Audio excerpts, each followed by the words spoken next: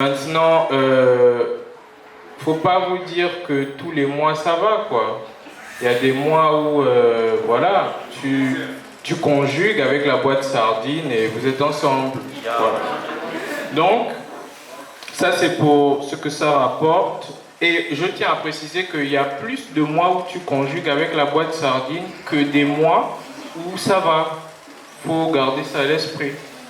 Donc, quelles sont les difficultés liées à mon activité? Les difficultés, c'est le coût du matériel, parce qu'il y a le matériel et le matériel performant. Lorsqu'on fait de la vidéo, il nous faut du matériel performant. Ça, c'est pour vous dire les difficultés qu'on a. Donc, le coût du matériel. Également, quand vous créez un business, vous allez vers les entreprises, et puis les entreprises, vous imaginez mon corps, j'arrive devant un DG qui est DG depuis je ne sais pas combien d'années, et je lui explique mon projet, et il me regarde comme si je venais voler l'argent de son entreprise. C'est généralement à ça qu'on se heurte. Donc, je ne vais pas rajouter beaucoup de choses au niveau des difficultés, parce que ce serait vous serrez le cerveau. En vérité, la difficulté va plus venir de vous-même et vous allez comprendre ça. La difficulté ne va pas venir des autres, du DG et toutes ces personnes-là. Maintenant, quels sont les prérequis? Je vous ai cité beaucoup de corps de métier que j'ai eu à faire. Il faut savoir que je suis dans le domaine de l'art, ça va faire à peu près 15 ans.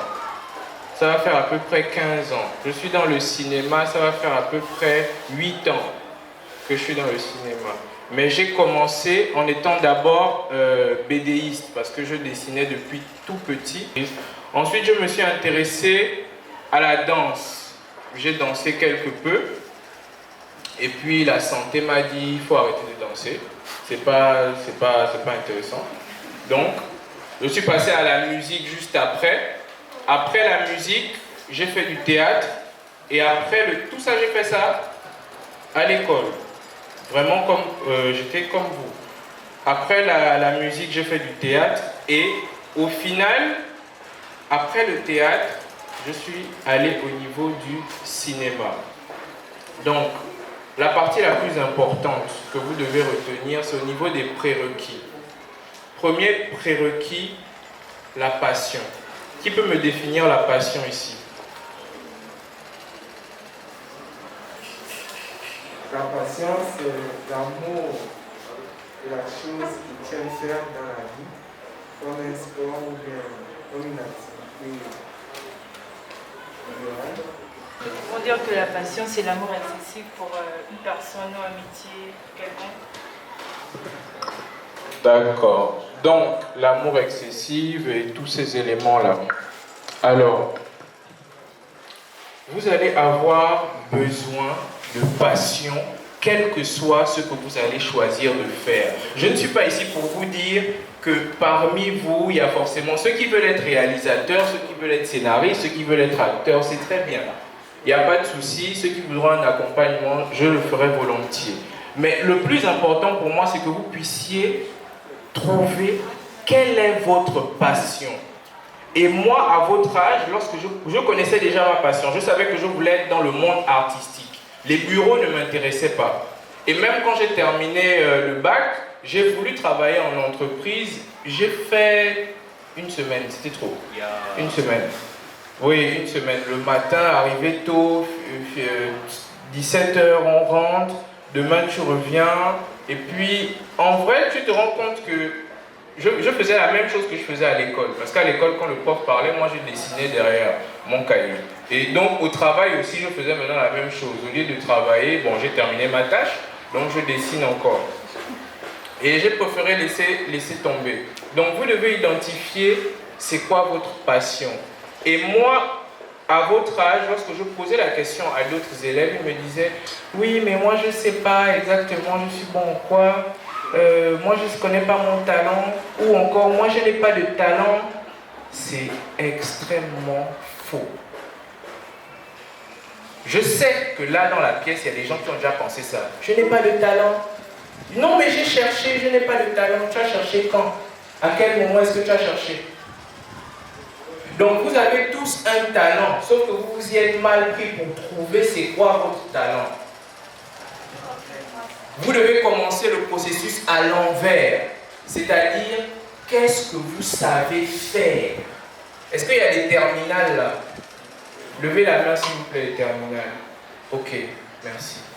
Qu'est-ce que vous savez faire?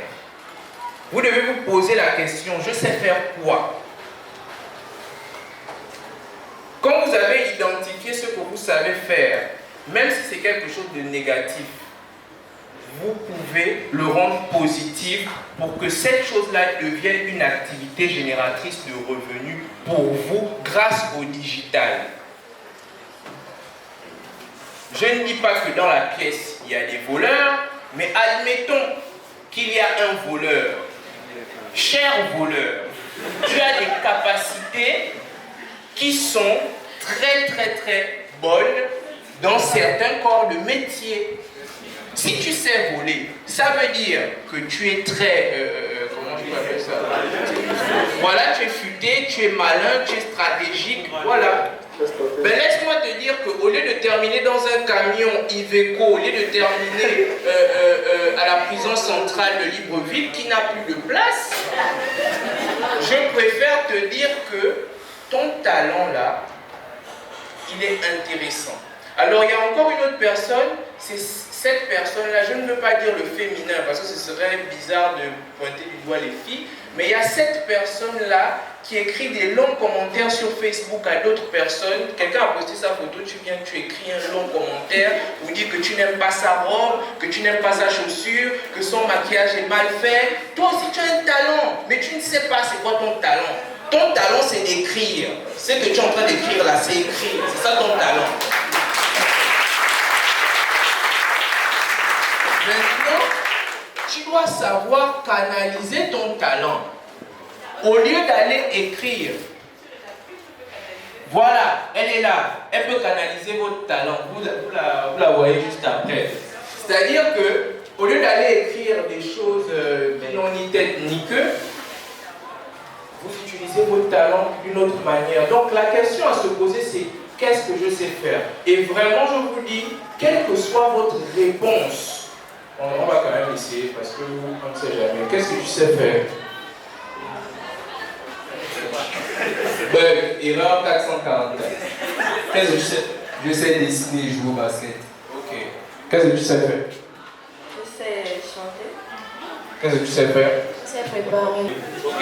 Bon, est-ce qu'il y a une autre personne qui ne sait pas ce qu'il sait faire? Lève la main. Elle ne sait pas. Qui? Oui. Ouais, devant. C'est bon? Tout le monde sait ce qu'il sait faire? Ok. D'accord. Alors, donc, mademoiselle, je vais te poser, qu'est-ce que tu fais à la maison? Qu'est-ce qui te donne de la joie quand tu le fais? Quand je balaye. Quand tu balayes? Non, ne riez pas. Ne riez pas. Elle a dit, quand elle balaye, donc quand tu balayes, tu es en joie. Ça ne te dérange pas. Tu n'es pas dans un schéma, non, la femme ne doit pas balayer. Toi, quand tu balayes, ça va, tu te sens bien. Sois-toi. Bon, toi, quand tu es à la maison, qu'est-ce que tu fais? Tu te donnes de la joie, ou quand tu es dehors, ou quand tu es avec tes amis, qu'est-ce qui peut t'intéresser? Je cours. Je cours. Tu cours. Ok, d'accord. Donc, attends, courir comme au sport. Ok, d'accord, une thèse. Ok, va t'asseoir. Donc, j'ai écouté tout ce que vous avez dit. Maintenant, elle balaye. Tout à l'heure, vous avez rigolé quand elle a eu à dire qu'elle balaye. C'est quoi le prénom? Verène. Ok, Verène, tu balayes. Et quand tu balayes, tu es heureuse. Là, il y a déjà une source de revenus qui peut venir. Donc, elle sait balayer, c'est là. Qu'est-ce qu'elle peut faire? Elle peut créer, je vous donne un schéma, elle peut créer une page Facebook qui s'appelle Verène Balaye. Voilà. Elle crée un petit logo, elle monte sa photo où elle balaye, et puis elle dit, je peux venir balayer chez vous pour 1000 francs l'heure. Et ensuite, elle fait des petits prospectus. Comme elle n'a pas d'argent pour aller à l'imprimerie, elle écrit plein de fois sur le papier. Et elle part chez les voisins, elle dit, moi je peux balayer chez vous pour 1000 francs. Si vous voulez. Elle part chez le voisin en voisin, les voisins lui disent, non, mais nous on peut balayer, tu vas venir balayer pourquoi? Elle baisse son offre, et au lieu de me donner 1000 francs, lui donne 500. Le voisin s'est dit, c'est une offre. Elle est à 1000 francs, elle est descendue à 500. On peut discuter. Donc elle commence à balayer, on lui donne ses 500, elle arrive à l'école, elle se rend compte que la classe est tout le temps sale. Elle part voir le délégué. Elle dit, délégué, est-ce qu'on ne peut pas faire que c'est plus eux qui balayent? C'est moi qui vais toujours balayer, mais eux ils doivent me donner 100 francs, 100 francs, 100 francs, 100 francs, 100 francs, 100 francs. Et c'est ça qui fait qu'au fur et à mesure, elle va affiner sa stratégie. On a commencé par le simple fait qu'elle aime balayer. L'autre aime courir. Donc c'est le même processus. Comment est-ce qu'on peut faire? Vous devez poser la question, comment est-ce qu'on peut faire pour que sa course lui rapporte de l'argent? J'aurais bien aimé faire ça avec vous tous pour essayer de trouver quel est votre schéma à chacun d'entre vous pour que vous puissiez faire de l'argent, mais je vous ai montré l'exemple avec elle. Donc, ce qui est important là-dedans, c'est que grâce au digital, donc les réseaux sociaux, Internet et tout, vous avez la possibilité de faire x4 ce qu'on ne pouvait pas faire en l'an 2000. Donc, je reviens sur le mot passion. Il me reste encore quand même un peu. Ok. Je reviens sur le mot passion. Donc, le mot passion vient du latin, ça vient du latin patior, qui vient du grec pathos. Et les patior, ça veut dire souffrir. Et pathos en grec aussi, ça veut dire souffrir. Aujourd'hui, quand on parle de la passion, on dit ah, c'est quelque chose, il est passionné, il y a la joie. Mais la racine de passion, c'est souffrance. Souffrance, c'est quoi? C'est endurer les tracas, la douleur, et ainsi de suite. C'est intéressant d'aller sur la racine du mot passion pour que vous puissiez comprendre que votre entrepreneuriat n'aura rien d'une partie de plaisir. Il y aura de la souffrance dedans. Vous allez devoir endurer. Donc, ça c'est le premier prérequis, avoir de la passion pour ce que vous voulez faire. Vous devez vous y donner corps et âme, même quand on va vous dire que ça ne sert à rien. Vous avez vu tout à l'heure, elle a dit elle balaye, tout le monde a rigolé. Mais dans ta vie d'entrepreneur, ils vont rigoler plein de fois. Mais je préfère que psychologiquement, tu t'apprennes déjà à ce qu'ils rigolent. Avant même la réunion, tu sais déjà que quand je vais parler là, ils vont rigoler. Ok, vous avez rigolé, c'est fini. Je savais. Mais moi, je suis là pour quelque chose. Après la passion, vous avez le cerveau fonctionnel. Pour cette partie-là, s'il vous plaît, suivez-moi bien. C'est la partie la plus importante pour moi. Avoir un cerveau fonctionnel. Comment est-ce que vous allez faire pour avoir un cerveau fonctionnel? Viens, s'il te plaît. Quelle que soit votre passion, même si vous voulez faire le ski, est-ce que tu peux me dire quel est l'endroit qui a la plus grosse réserve d'énergie de ton corps? Le cerveau. D'accord, va t'asseoir. Quel est l'endroit qui a la plus grosse réserve d'énergie de ton corps? Le cœur. Et toi? Et toi? Et toi? Ok. Mais écoutez, qui pense le cœur? Lève la main. Les bras. Toi, tu penses quoi? Le cerveau. Le cerveau? Ok. Chers élèves. Viens, reviens. C'est pour ça que je vous disais de suivre. L'endroit qui a la plus grosse réserve d'énergie de votre corps sur le plan physique et sur le plan spirituel, c'est là. Suivez-moi bien. C'est ici. Donc je ne veux pas être dans un débat de... J'ai entendu tout à l'heure lorsque monsieur Edu vous parlait, oui. C'est le même endroit. Pour les femmes aussi, c'est le même endroit. Va t'asseoir. Pour les femmes aussi, c'est le même endroit. Je vous explique rapidement. Lorsque nous parlait tout à l'heure, il disait oui, les copines, les copains. Si je dois me mettre à genoux, vous me dites je veux me mettre à genoux. Voici la plus grande réserve d'énergie pour l'homme et la femme. L'homme est fait de telle sorte qu'il rejette l'énergie. La femme est faite de telle sorte qu'elle absorbe l'énergie. Mais ce n'est pas parce qu'elle absorbe l'énergie qu'elle n'en perd pas.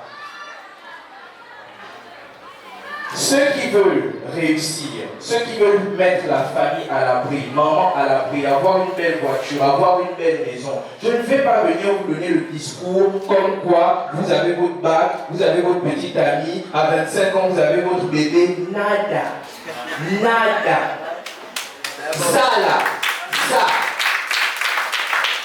ça, c'est la plus grosse réserve d'énergie. Les garçons savent de quoi je parle parce que chez les garçons, on le comprend plus vite. Lorsque vous avez terminé votre basse besogne, vous comprenez que celui-ci est fatigué. Et vous avez besoin de toute une nuit pour récupérer l'énergie dont vous avez besoin. Je ne peux jamais vous conseiller, même si vous êtes en terminale, même si vous êtes à l'université, je m'adresse à ceux qui ont des grands projets pour leur vie. La chose la plus néfaste, que ce soit pour la femme, que ce soit pour l'homme, je ne parle pas de la femme adulte, je ne parle pas de l'homme adulte, je parle de vous. Vous, la chose la plus néfaste pour toi, c'est une petite amie. C'est ça la chose la plus néfaste pour toi. La chose la plus néfaste pour toi, c'est un petit ami. Alors vous allez me dire, oui, mais souvent on aime, il y a l'amour. Mon prof d'anglais disait, il y a le temps. Il y a le temps. Je vous jure, il y a le temps. Je vous parle de ça parce que je n'ai pas écouté son conseil. Il nous avait dit, les garçons, les filles ne vont pas fuir. Quand vous serez à l'université, il y aura les filles. Quand vous serez dans le travail, il y aura les filles. Il a dit aux filles, les garçons ne vont pas fuir. Quand vous serez au travail, il y aura les garçons. Quand vous serez à l'université, il y aura les garçons. Ici, concentrez-vous. Et on était là, oui, il ne veut pas qu'on mange le gâteau, il est là, il parle mal, machin et tout. On ne veut pas. Mais au final, qu'est-ce qui s'est passé? La majorité de ceux qui sont rentrés dans cette façon de fonctionner là, je vous le jure, vous ne pouvez pas atteindre l'objectif si à chaque fois vous versez les réserves d'énergie. C'est pas possible. Vous avez besoin des réserves d'énergie. Je ne suis pas en train de vous parler de religion ou de... Que tu sois musulman, chrétien, quelle que soit ton obédience, il est question de garder ceci fermé. Mon prof de philo au bac était rentré dans la salle, il a dit, ceux qui veulent le bac, fermé ici. On était là, de quoi il parle? Nous on n'a pas besoin de ça, on va faire ce qu'on veut. Mais dans faire ce qu'on veut, on a vu les résultats. Donc ici, il n'est pas question de stigmatiser votre amour. Ce qui vous fait penser que vous pouvez aimer maintenant, c'est la télé. C'est la télé. Non, je vous dis la vérité. C'est la télé qui vous fait penser ça. Vous voulez mettre maman à l'abri. Vous voulez... Quels sont ceux qui ont grandi dans une famille monoparentale ici? Vous n'avez même pas un peu droit à l'erreur. Les monoparentales. Vous savez ce que vous avez à faire. Et vous ne pouvez pas jouer avec votre avenir. Ne pas jouer avec son avenir, c'est avoir un objectif, pas un plan. Je vous explique. Le plan, c'est quand vous décortiquez les étapes. Elle veut faire son entreprise qui balaie. Elle a un plan. Mais son objectif final, c'est avoir une maison, mettre maman à l'abri, avoir une voiture et être stable dans son travail. Ça, c'est l'objectif. Et puis, elle a un plan. Lorsque le premier plan rate, elle dit, oh mon Dieu, mon plan a raté, je vais encore faire un autre. Et elle fait un autre. Alors que si vous n'avez pas d'objectif, mais vous avez juste un plan, lorsque le plan rate, vous êtes déboussolé, vous ne savez plus comment faire. Donc, vous devez garder ce cerveau-là fonctionnel. Et pour le garder fonctionnel, vous devez arrêter. Peut-être pas mais diminuer, parce qu'il y a ceux qui m'écoutent là et puis ça rentre comme ça fait. mais diminuer cette activité. Ce n'est pas parce que vous avez une poitrine qui ressort, ou vous avez les Anglais qui arrivent, ou les garçons, le matin, vous êtes comme le roc, que vous êtes grand. Lorsque vous commencez très tôt ces choses-là, votre corps réagit comme les filles. Votre corps réagit de cette manière.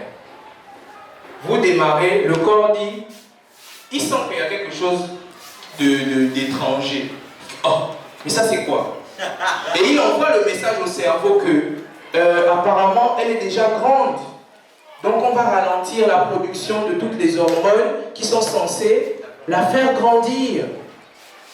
C'est comme ça que votre corps fonctionne. Plus vous faites ça, plus le corps se dit, ah elle est grande, c'est bon, on arrête. La même chose pour les garçons. Dès lors que vous faites ça intensément, alors que vous êtes jeune, le message est envoyé au cerveau que apparemment il est grand, hein. C'est bon, on peut arrêter. Mais il n'a que 15 ans, il est grand, c'est bon, il est grand. Le souci, c'est que votre cerveau a besoin de certaines substances chimiques pour bien se développer. Et ces substances chimiques-là vont remonter à lui très lentement. Vous n'allez pas comprendre. On est en train de parler de ln de x, y au carré, tu es là, tu es perdu. Tu penses que c'est parce que tu n'as pas révisé. En fait, non. Non. Ce n'est pas une histoire de révision. C'est une histoire que ton cerveau n'est pas fonctionnel totalement. Tu veux sortir de la galère, tu veux sortir maman de la galère, tu veux sortir papa de la galère. Lorsqu'il va se pointer et te dire, maman tu es jolie, tout ça, tu lui dis, attends, reviens dans 10 ans. Je sais que ça paraît long, reviens dans 10 ans. Les filles qui pensent que la place de la femme n'est pas à la cuisine. La place de la femme est là où elle veut être. Donc arrêtez de vous cantonner sur ce que vous voyez sur les réseaux sociaux.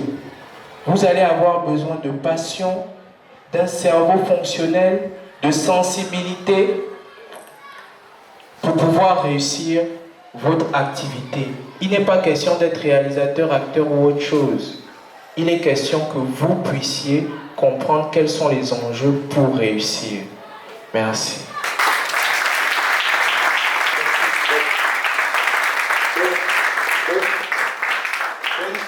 Je vais reprendre aux questions. On passe directement à la phase questions-réponses. Est-ce qu'il y a des questions? Est-ce qu'il y a des questions? Vous qui êtes réalisateur, moi j'aimerais savoir quel était votre parcours en fait pour arriver jusque-là. Ok, je vais résumer rapidement mon parcours, comme j'ai excédé un peu mon temps. Mon parcours, ça a été majoritairement YouTube et Google. Je m'explique. J'étais dans une maison de production où j'ai été acteur et très tôt, je me suis rendu compte que j'aimais plus la réalisation. Du moins, j'aimais réaliser mes propres histoires. Donc, je suis allé sur Google, j'ai tapé sur YouTube comment tenir une caméra, comment allumer une caméra, à quoi ça sert, qu'est-ce qu'il me faut. Dès que j'ai passé le cap de 30% de connaissances, je suis maintenant allé sur Google pour taper formation en ligne. Formation en ligne pour être réalisateur. On m'a montré le prix. J'ai économisé, j'ai payé une carte Visa, n'est-ce pas? J'ai mis l'argent dedans, j'ai payé la formation, j'ai appris. Tout ça là, je n'avais même pas encore la caméra. Mais je voulais la chose. Et puis, au fur et à mesure, j'ai appris. Et voilà, en fait.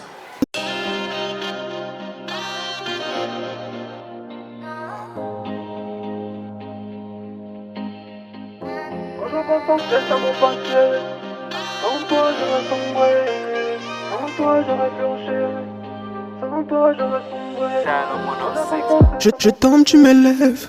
Toujours présent dans mes douleurs et mes peines. God bless, God damn, les yeux rivés vers le ciel.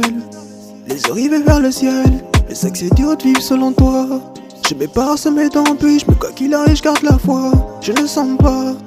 Autour de moi, c'est la guerre, donc je suis devenu un soldat. Faut qu'on s'en s'est réfléchi. Ouvre ton cœur quand tu pries. Son amour me fortifie. C'est grâce à lui si je brille. J'avance sans stress. Pas de lesbian, on fait de la monnaie dans le checks, yes. Ta parole qui me guide. Quand j'ai dans l'or, mais